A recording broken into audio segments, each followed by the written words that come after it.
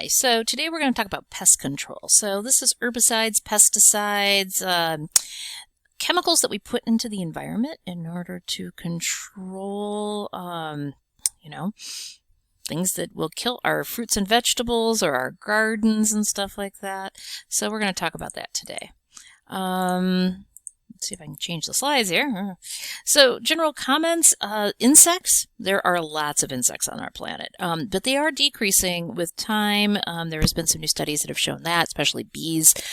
So we have to be careful when we use these pesticides and herbicides out there. So I'm going to talk a little bit about the history of their use. This goes along with our book, Silent Spring. There's a lot of them out there. There's about 500 species that eat human crops, so we need to keep those all worked out and keep that under control. About all 30% of all crops are eaten worldwide, so we have to control that. So if we need to feed the world, we need to control what can eat it. And so we'll talk about some of the things that have been going on with that. And carry diseases. So a lot of times, especially with mosquitoes and mosquito-borne diseases, that vector, it's called a vector disease. So if we use an insect, that vector is a mosquito. And so by controlling pests and mosquitoes, we can cut down on disease, especially like malaria. We'll talk about that in there. One of the original ones that was out there was these organochlorides. So the thing with them is just, we'll talk about DDT, and this is the main part of Silent Spring, is to talk about DDT. One of the things that you'll notice with DDT is this word, this organochloride. So organic. So we talked about organic compounds. So that's anything with a carbon. When we talked about organics, that's carbon and hydrogen mixed together, but chlorine is a halogen. So if we looked at a periodic table of elements, this would be on the far side of it, and that compound, those halogens, so that's the chlorine, fluorine, iodine, that list right there, that combined with a carbon molecule together does not happen in nature. And so nature doesn't know how to deal with it. So we've only invented these things in the last 100 years. And so nature doesn't know how to deal with them. But they're great and effective in doing this. So one of the things that happens is when we have things like this, which is like the West Nile virus, which seems kind of not really big deal right now, but that's spread by mosquitoes. And so these compounds will kill off these insects that will cause these problems.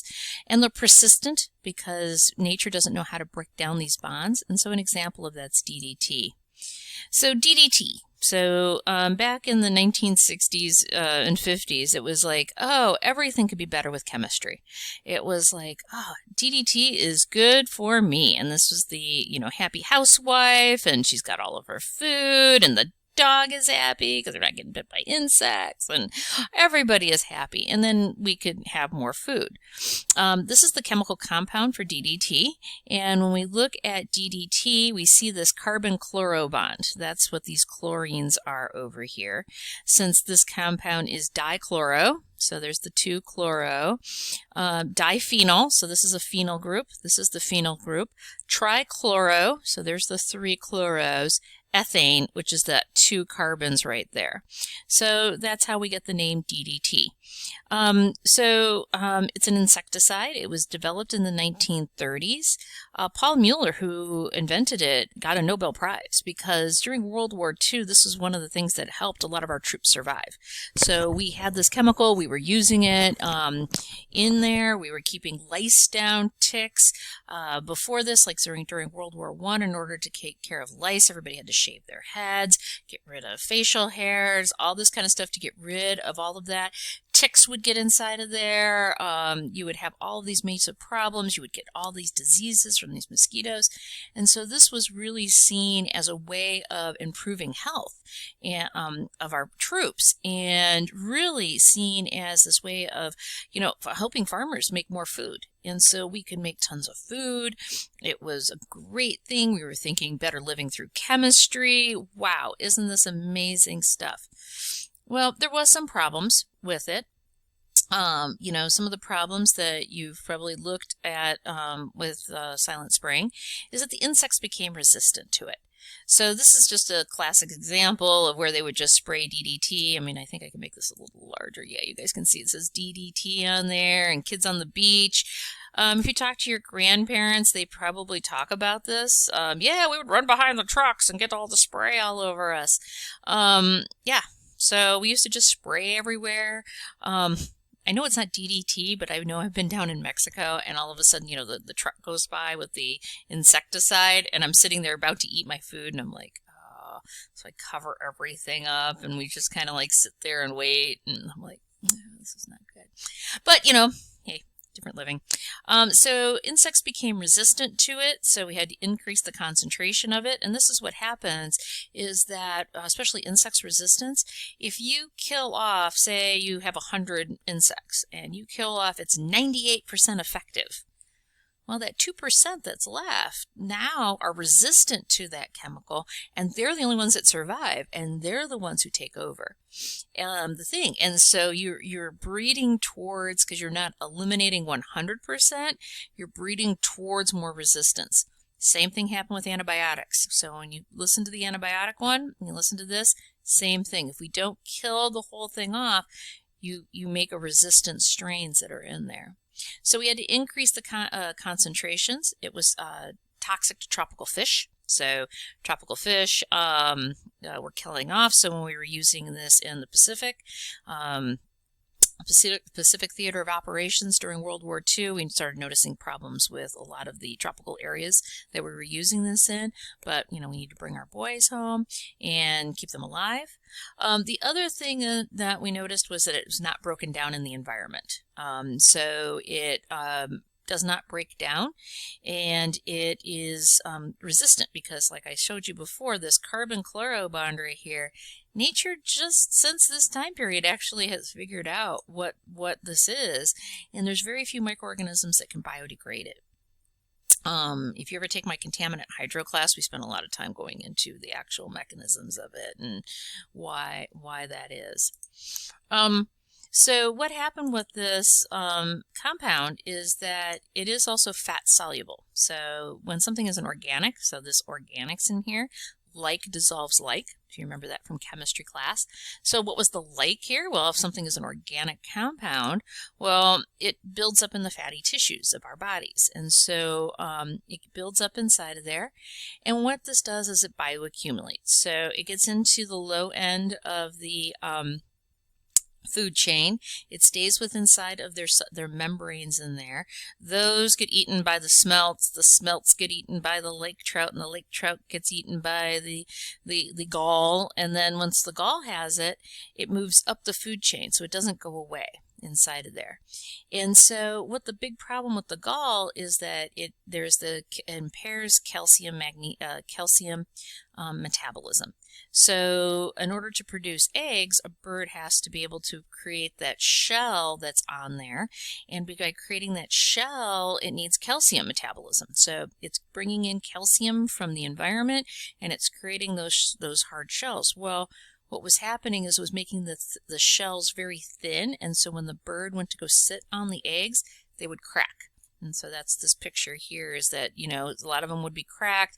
Only some of the babies would survive. And that's why the book was called Silent Spring. It was that the springs would be silent. There wouldn't be these birds chirping. Well, there's no birds chirping today because it is snowing outside. But the birds have been chirping. It is springtime here. And so Rachel Carson, and I will post a video on Rachel Carson that I just find fascinating. She didn't have a PhD, but she was working towards it, and really got discouraged because of being a woman, and a lot of the issues with her, especially being a woman trying to stand up to chemical companies and everything else. She ended up dying of cancer from some of these compounds that are probably in there. And just amazing, her story. So I will post a link to a documentary about her. Just really fascinating. I've in the past, and hopefully we'll do this in the future, taught a class with the English department where we look at nature writing, and we read Silent Spring, but we talk about it from a feminist point of view. So with WGSS, so Women and Gender Studies, and looking at environmental issues and especially women and how that is. Really interesting stuff. So I'll post this one video on it, and just really fascinating about her story in there. Silent Spring gets, sorry, Silent Spring. Really, honestly, Silent Spring, one of the things that it did was it really changed people's views on chemicals and chemical companies. I mean, this is the rise of the Environmental Protection Agency. This is the late 60s. Rivers are on fire. People can't see. I mean, if you went to the city of Chattanooga, you'd have to have your headlights on because there was so much air pollution problems. Water was catching on fire. I have a Life magazine from 1969, and it just shows you the pictures, and you're just like, the environment. I mean, the United States, we couldn't swim, we couldn't fish. Things were falling apart in the 1960s. So when people say they want to go back to oh, it's so nice and pure in the 60s. No, it was horrible pollution, horrible water quality. Bald eagles were going. I mean, it was just really bad. And so people really pushed to have the Environmental Protection Agency. And once we got that, really we start to ban these chemicals. We still, some countries still use them. But we are, we need to stop doing these things. And this is where the Clean Water Act, the Clean Air Act really made America become where we are today. It is much better, even though we do have really major problems still to fight. It's much better. I mean, I remember the 1980s, early 80s, and just, the air pollution problems, and, it's better now.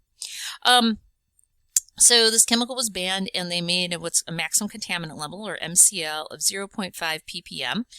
It is a cancer-causing agent, and but it was still used in lots of the world because it was so effective that it really, there's still countries that are still using DDT because it was effective. And you're weighing your options of, okay, I'm going to kill off a lot of our population from diseases versus this chemical. Sometimes you do what you got to do. So, but DDT had some unintentional consequences. So I like this because I think it's kind of an interesting way of looking at it. Was that, okay, so they had this DDT. So, because they had the mosquitoes, which were causing malaria. So malaria, is a horrible disease. It's a parasite. So it's not a virus or a bacteria. It is actually a eukaryotic organism. It lives inside of our bodies. It gets transmitted by mosquitoes. Part of its life cycle is through the mosquito. And so it has to do that in order to get inside of our bodies. And so if you ever go to a malaria part of the world, you can take drugs in order to prevent it and to kill off the parasite that's inside of your body. Well, when they killed off this, one of the things is by adding DDT, because it doesn't know it's killing the mosquito. It's not like it's very specific to mosquitoes. It won't hurt. DDT will give us cancer, and it hurts birds by impairing their metabolism, but it also kills off all insects. And so one of the things that happened here is one of the byproducts of this was it eliminated the natural predators for the thatch-eating caterpillar. So here's this caterpillar that eats a lot of these grasses and stuff like that. So there was this parasitic wasp that would then put some of its eggs inside of it and kill this caterpillar off. Well, because there wasn't any of this parasitic wasp, this little caterpillar took over and it ate the roofs of all the villages. And so they were having an overrun of this caterpillar because the wasp was killed off. The other part of this was the byproduct, was the biomagnification of DDT poisoning in cats. So DDT accumulated inside of the geckos. The cats started eating the geckos and stuff like that. They died because they were eating too much of this chemical inside of them, and that allowed for these rats to flourish and bring in the plague.